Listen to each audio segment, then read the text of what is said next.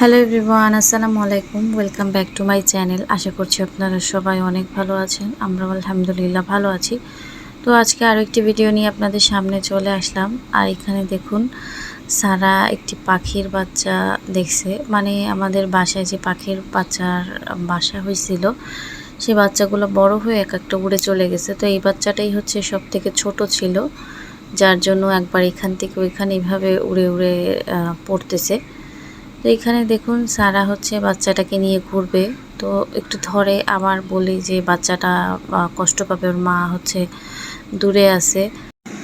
তো এই যে দেখুন, পাখিটিকে হচ্ছে ধরতেছে। ওর হচ্ছে খুবই ধরতে ভালো লাগে। বলতেছিল যে আমি এটাকে হচ্ছে আমার সাথে সাথেই রাখবো। একটা ছোট্ট ব্যাগ আছে প্লাস্টিকের খেলনা, ওর ভিতরেও রাখবে। তো এখানে হচ্ছে পাখির বাচ্চার যে বাসাটা, এটা হচ্ছে আমাদের মুরগির যে ঘর, সেই ঘরের সামনে এই যে দেখুন একটা বাঁশের মতো খুঁটি আছে, এর উপরে ছিল। প্রথমে ছিল হচ্ছে ওই যে লাউ শাক গাছ ছিল, সেই গাছের ওখানে আড়ালে ছিল। তো এখানে লাউ গাছ তো মারা গেছে, পরিষ্কার করার পরে এই হচ্ছে বাসা। আর পাখির বাচ্চাগুলো বড় হওয়ার কারণে বাসাটায় হচ্ছে আর ধরতেছে না, আর ওরাও এক এক করে উড়ে চলে যাচ্ছে। তো আজকে হচ্ছে দুপুরে আমাদের রান্না করতেছে বেগুন দিয়ে পাঙাশ মাছ।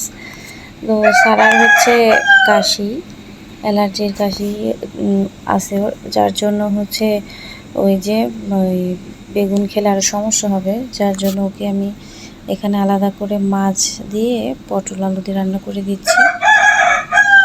তো এইখানের ভয়েস ওভারটা আপনারা যেটা এখন শুনতে পারতেছেন, সেটা হচ্ছে আমি ভোরবেলা দিচ্ছি। আর মোরগটাও শুরু করে দিছে বক বক। আর এখানে আমি পটলের তরকারিটা আমরা যেভাবে রান্না করি ঠিক সেইভাবেই রান্না করেছি, কিন্তু এখানে ঝালের পরিমাণটা হচ্ছে কম দিছি। মানে বাটা মরিচে অল্প একটু পরিমাণের দিছি, যেটায় হচ্ছে বোঝা না যায় যেখানে ঝাল দেওয়া আছে। আমি সাধারণত সারার খাবারে হচ্ছে কাঁচামরিচ বেশি ব্যবহার করি। একটা কাঁচামরিচ ভেঙে এর ভিতরে দিয়ে দিই, যাতে করে ও হচ্ছে আস্তে আস্তে ঝালের দিকে একটু হয়, মানে খেতে অভ্যস্ত হয়। আমি হচ্ছে সারার বেলায় প্রথমে যে ভুলটা করেছি, সেটা হচ্ছে ওকে হচ্ছে ঝাল ছাড়া খাবার দিতাম। যে আমরা হচ্ছে অনেক ঝাল খাই, ও হচ্ছে খেতে পারবে না। কিন্তু এখানে আমি অনেক বড় ভুল করছি। এখানে হচ্ছে আমি ঝাল ছাড়া তরকারি না রান্না করে ওই খাবারটা একটু মুছে মুছে ওকে দিলে আমার আর বাড়তি করে ওর জন্য এই যে আলাদা যে রান্নাটা, সেটা হচ্ছে প্রায় করা লাগতো না। ও অভ্যস্ত হয়ে যেত, আর ঝাল খাওয়াটা খুব ভালোভাবে শিখে যেত। যাই হোক, কি আর করার, ছোটোটার বেলায় এই ভুল করবো না, ওকে অভ্যস্ত করব। আর এখানে দেখুন, মেহেরাব হচ্ছে সারাকে এত পরিমাণের চিনছে। এই যে ও এখানে ওর সাথে কথা বলতেছে, নাচতেছে, আর ও হচ্ছে দেখে দেখে হাসতেছে। তো হচ্ছে বিকালবেলা, মানে বিকালের শেষ দিকে সন্ধ্যা সন্ধ্যা হয়ে আসতেছে।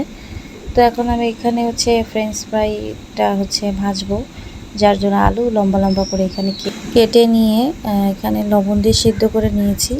এবার এর মধ্যে একটা ডিম ভেঙে দিয়েছি, সঙ্গে হচ্ছে আটা, কর্নফ্লাওয়ার, লবণ। আপনারা চাইলে হচ্ছে এর ভিতরে ঝালের গুঁড়াটাও অ্যাড করতে পারেন, কিন্তু আমি হচ্ছে ঝালের গুঁড়াটা দিইনি, কারণ সারা খাবে, তো এর জন্য হচ্ছে আর ঝাল হলে আর খাবে না। ওর এই ফ্রেঞ্চ ফ্রাইটা খুবই পছন্দ। আর এই ফ্রেঞ্চ ফ্রাইটা প্রায় বলে যে আম্মু আমাকে এটা বানিয়ে দাও, ও খেতে খুবই ভালোবাসে। তো আজকের ভিডিওটা এই পর্যন্ত। সবাই ভালো থাকবেন, সুস্থ থাকবেন এবং আমাদের জন্য দোয়া করবেন। আল্লাহ হাফেজ।